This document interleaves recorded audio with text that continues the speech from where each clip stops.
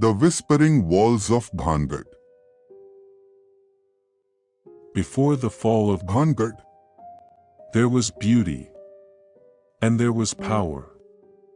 But above all, there was desire, and it left ruin in its wake. In the late 1500s, nestled against the Aravalli Hills, the kingdom of Bhangar was flourishing. Traders passed through, temples echoed with chants, and the sandstone walls gleamed under the Rajasthani sun. King Bhagwant Das had entrusted the kingdom to his younger son, Madhu Singh, while his niece, the famed princess Ratnavati, was the pride of the region. Her beauty was whispered about across kingdoms, as was her wisdom in Ayurveda and classical music, but not all who admired her came with noble hearts. A tantric named Singya, a practitioner of black magic who lived in the dense forests beyond the fort, fell madly in love with her. He was no ordinary mystic.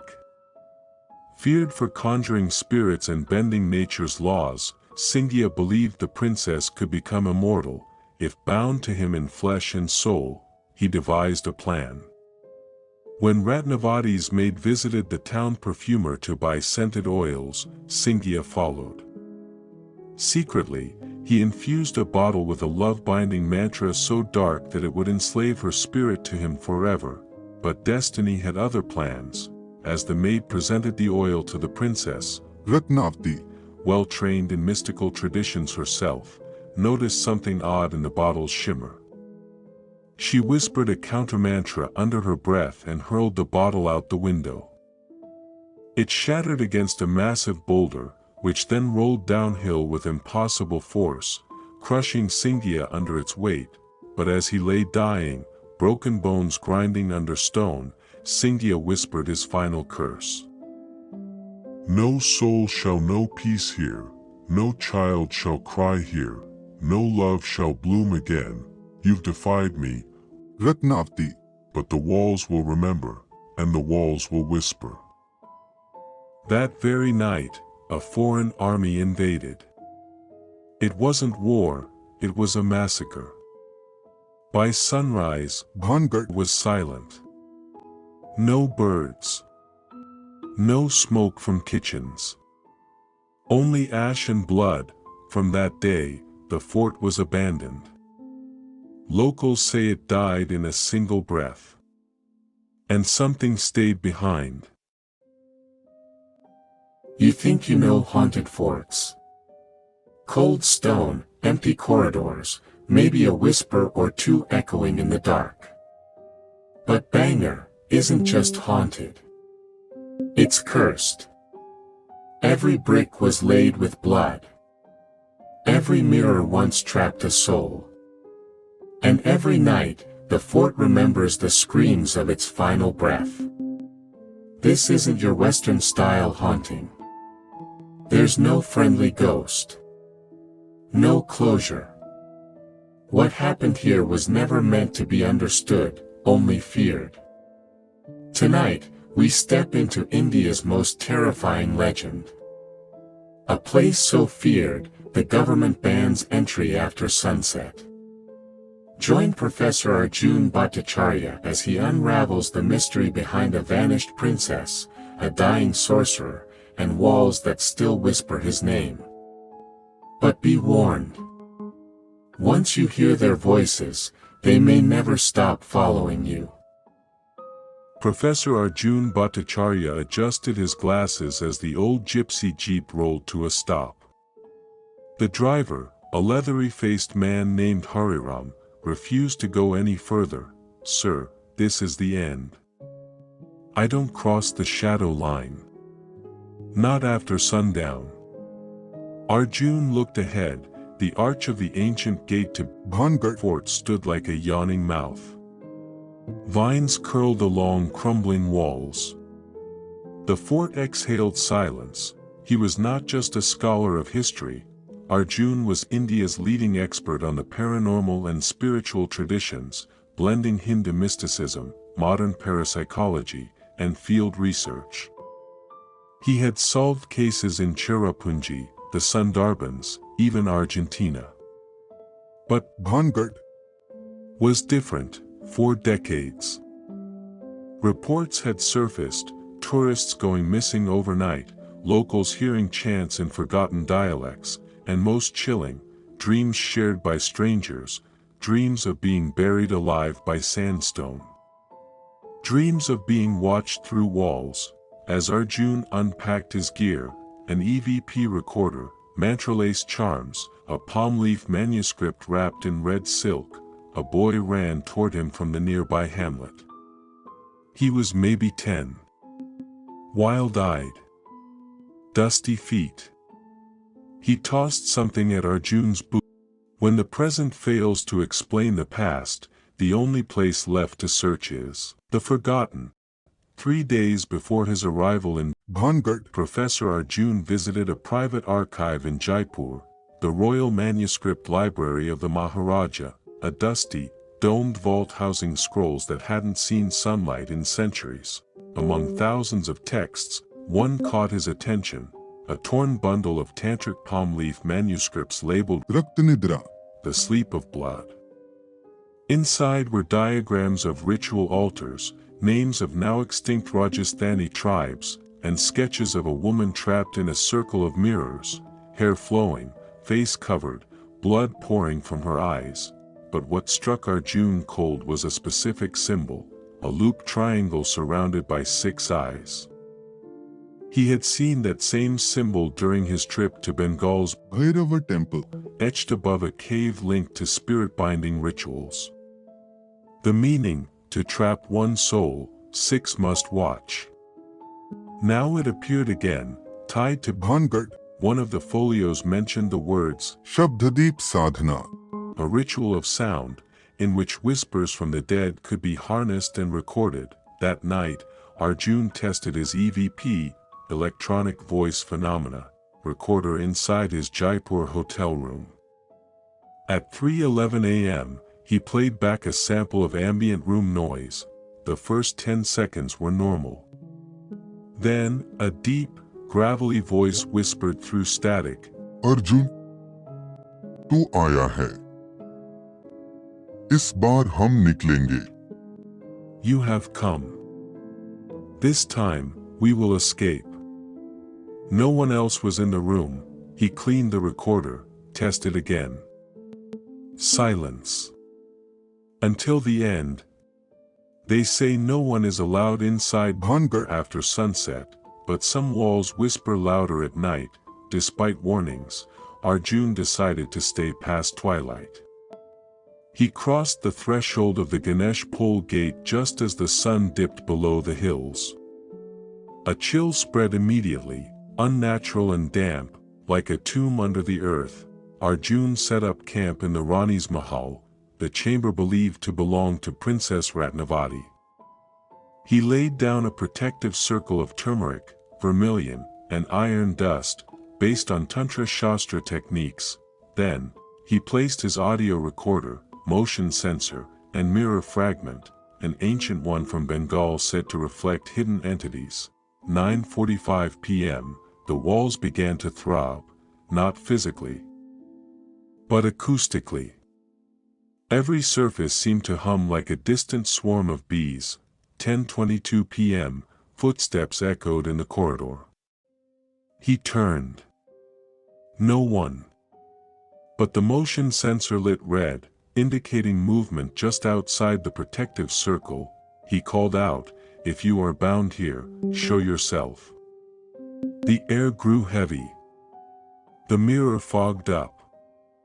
And a symbol appeared, drawn by an invisible finger, the looped triangle with 6 eyes. Suddenly, a sharp whisper pierced the silence. यही था, यही मारा था उसने। तांत्रिक की मौत, यही हुई थी। Here. This is where he died. The tantric died here. 11:13 p.m., a cold wind pushed Arjun backward. The candles snuffed out. The air was thick with sandalwood and blood. Then, silence, until 11:34 p.m., a faint chant echoed from the temple ruins. Om Ksham Bhairavi Swaha. Om Ksham Bhairavi Swaha. Arjun crept toward the source, his recorder in hand, chanting a protective mantra. As he entered the tantric's meditation hall, he found an altar, intact after centuries. At its center, a cracked mirror, face down. He turned it over. Behind him, a reflection appeared, a woman in royal attire, face shrouded, lips moving in reverse motion. He blinked. She was gone, but his recorder crackled to life. Welcome, Arjun. You broke the silence. Now. The circle breaks too. And the mirror pulsed red.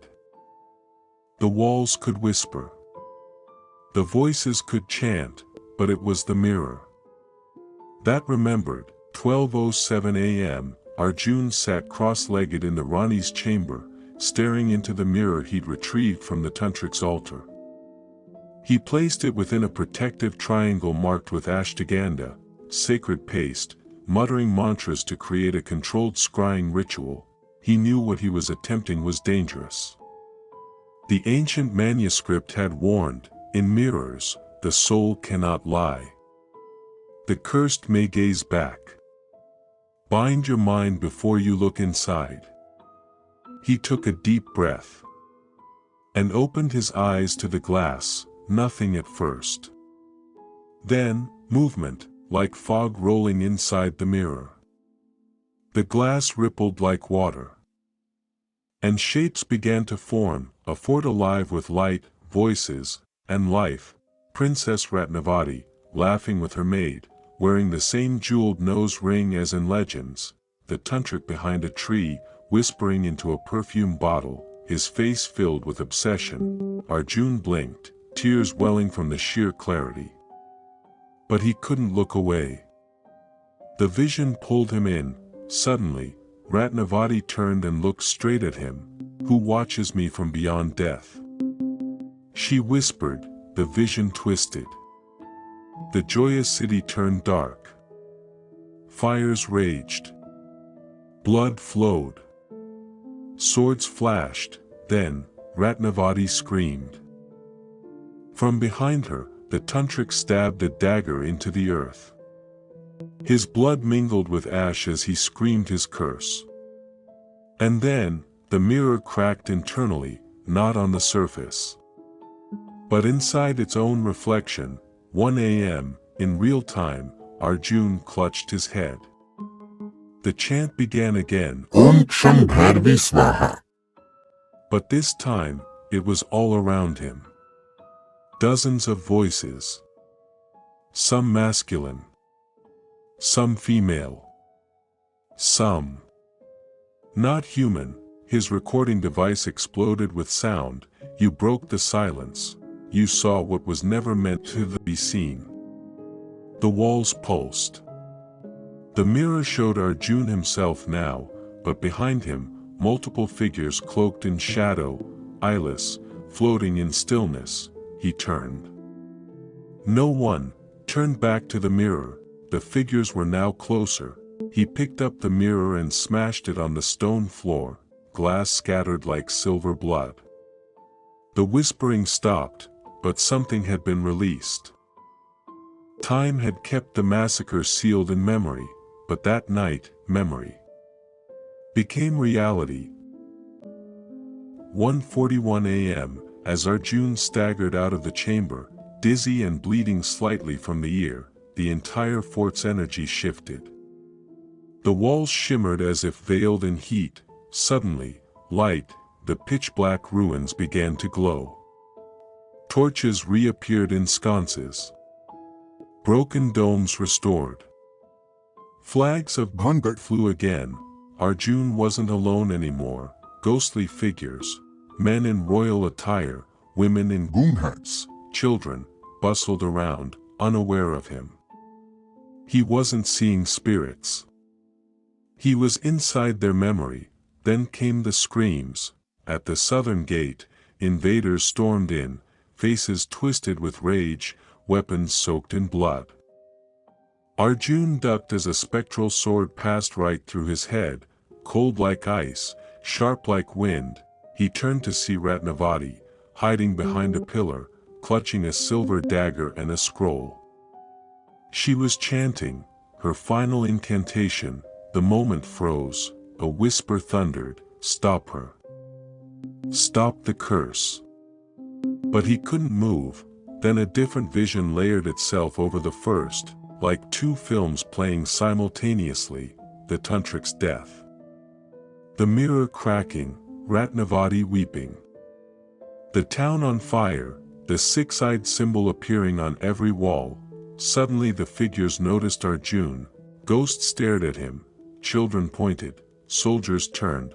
Ratnavati's voice screamed, "He sees us." He broke the circle. And then they charged. Arjun turned and ran. The fort itself was closing in. Corridors warped. Steps inverted.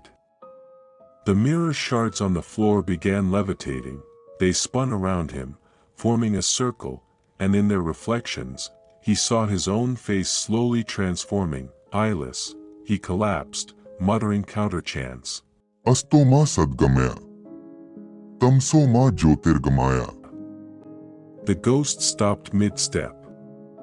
The walls pulsed once and exploded into dust. Arjun awoke.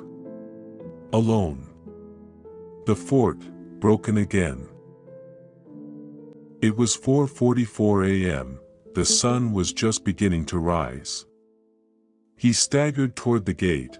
As he passed the outer wall, he saw a child sitting on the ledge, the same boy who threw black salt. The boy looked at him and asked, "Did she tell you her secret, Sahib?" Arjun nodded slowly. Yes, but not all of it. The boy blinked. "Then you are still not free." Behind them, the fort moaned. At dawn, the ghosts of Bhangar returned to dust. But what if they've taken something with them? At 4:44 a.m., the air was cool. The sky glowed with hints of orange.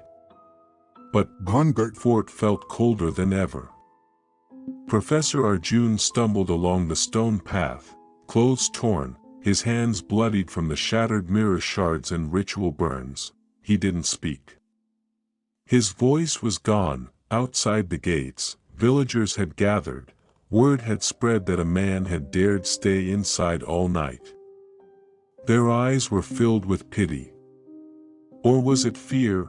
One of the elders, wrapped in a white turban and silence, approached with a clay pot of Gangajal, holy water, and poured it over Arjun's feet. You walked where no man should. May the water return what the walls tried to keep. They brought him into a hut. He sat silently. His camera destroyed. His voice recorder melted at the edges. Only one object remained untouched in his satchel, a mirror shard, perfectly smooth and unbroken. As the village priest examined it, he paled. This is not a reflection. It's a gate. That night, while resting in a makeshift cot, Arjun dreamt. He was buried beneath stone.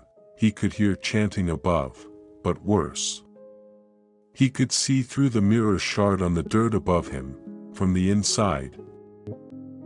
He woke up gasping, clutching his chest. In his journal, he wrote, "The curse did not want to be seen. The mirror was not a portal to memory. It was a prison. And now, I may have broken the lock." He departed the village before dusk the next day. But something inside him felt watched. At every turn, every window, every puddle. Reflections weren't behaving normally. Even weeks later, in his Kolkata apartment, the glass of water beside his bed would occasionally ripple on its own. The final recording recovered from the melted EVP device just one phrase, layered with 6 voices. The eyes are open. The circle is broken, now he sees. From both sides.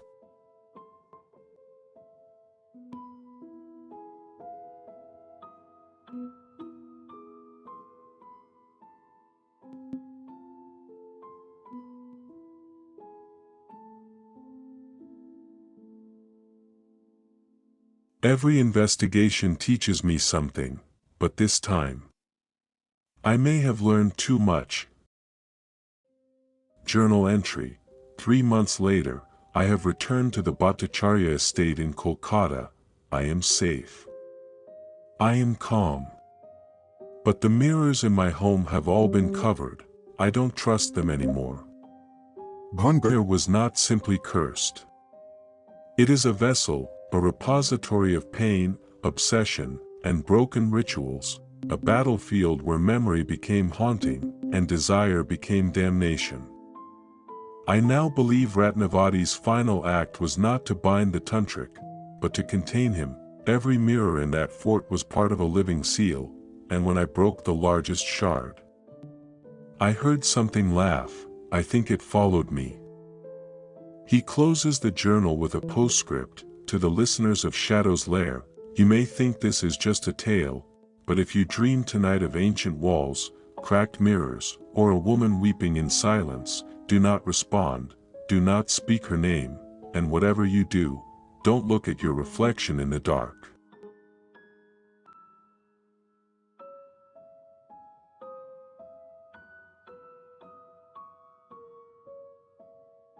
You stayed through it all. You walked the halls of Bhangar with us. You heard the curse. You saw what Professor Arjun saw, and now, they know your name too.